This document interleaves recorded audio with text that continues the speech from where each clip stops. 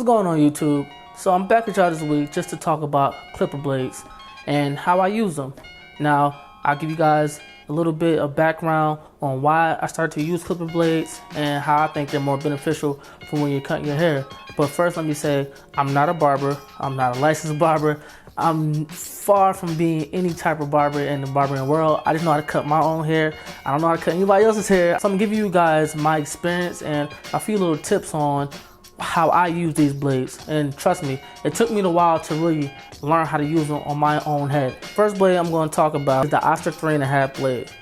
Now I talked about this in my last video, and as you guys can see here, this cut right here, this is a 3.5. So what it is this blade just trims for me. So I usually trim around 14 to 15 weeks in my wolf session, but I had to trim a little bit earlier because I told you about a product that I was using, the Wild Growth Hair Oil, which really made my hair grow at a rapid pace. So the 3.5 is good for trimming, especially for a crosshair waver. Trust me, like for crosshair wavers, the longer your hair gets, the curlier it gets. When you're deep in your wolf, this is a good blade to use. Now, I'm not just saying, hey everybody, go use straight blades, no guards. Nah, you can use a regular 3.5 guard and do a trim. I just prefer these because it's a more even cut and I just like using them. I don't really like using guards like that. The next blade I'm gonna talk about is the Andes 2 3/4. And I know some of you guys are thinking like, Andes 2 3/4, like how can you use that on the Oster system? Well, for one, they're interchangeable. So you can use Andes on Osters and Oster on Andes, just depending on the type of clipper it is, but most of them are interchangeable. And the reason why I have Andes is because Oster doesn't make this blade, which I find very, very weird. I don't understand that. But hey, Oster doesn't make it, so Andes make it and I can use it. The person that told me about this blade, I'm gonna shout her out, Adrian Griffin on Facebook. If you guys haven't seen her waves, I'm gonna link her page down below because you'll see some dope waves. But she told me that the blade is interchangeable, and once she told me that, I was like, great. See this blade right here? See the 3.5, you can use that, beginning, intermediate, or even expert waver. But this blade right here, this is more so for the expert waver or somebody that's really has their hair trained to lay. If your hair's not trained to lay, I wouldn't suggest using this blade because when you cut down to this, your hair is not gonna look like you want it to look. I mean, if you're still training your hair to lay at certain lengths, I would definitely suggest staying between a 1.5 and a 2, which is gonna lead me into the next blade I'm gonna talk about, the number 2. So this is a really dope blade by Oster, the number 2 blade. I really like it, and the reason why I like this blade, it gives a nice crisp cut. Now, if you're just getting into the wave game and you already went through a wolf session, like 1 or 2 wolf sessions, I would start getting a haircut with the number 2 because it'll give you a nice clean cut and it's a dope blade. Now, you can also get a cut with the guard, the 2 guard, but like I said, I prefer the blades a little bit better because it's a more even cut. I know some people say, well, why don't you just cut against the grain? Like, y'all guys see my waves, like they look cool, they look all right, but my waves aren't quite ready for against the grain cuts yet.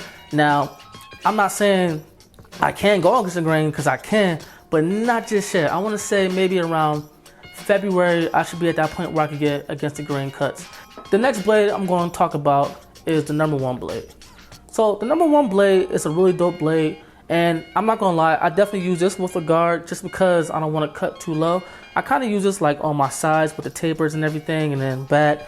And like I said, I'm not a good barber. As you guys can see, I don't really blend or things of that nature.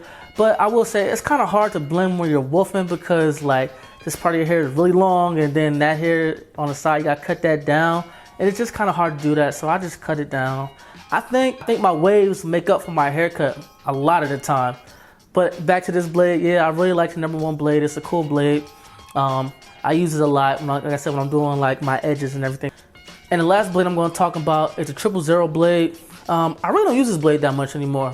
I was using it when I just had this blade with the Oster Classic 76s. I ain't had no other blades, and I was using my guards a lot. But I just keep it around. Just say I lose all my blades and I have to go back to using guards, I use this blade. Like I said, I really don't use it that much. It's just here just to have it. But yeah, guys, so that's how I feel about blades. Like, I like blades a lot. But I try my best to cut my hair so my hair could look good with the guard, but it just didn't work out. But once I started using straight blades, my cuts became way better. I think another thing too, when you get a haircut or say you cut your own hair, you'll really notice like if you messed up once you wash your hair. because when you wash your hair and you know you scramble wash it, you'll notice that some parts of your hair are higher than others. So that's what I really started to notice when I was cutting with the guards. But with the blades, I realized once I started using the blades, like my whole head was even, except for, you know, certain parts that I knew I was cutting lower or higher than others. Like my crown, like I always keep that higher than the rest of my head, so I would see that. You feel me? I feel like sometimes with the guard, when I was like just trimming my crown up, certain parts of my crown was higher than others. And that's just because, like I said, I'm not a barber, I'm not a licensed barber, anything like that, but I feel like with the blades, it's a little bit easier for me. But I will say this about blades.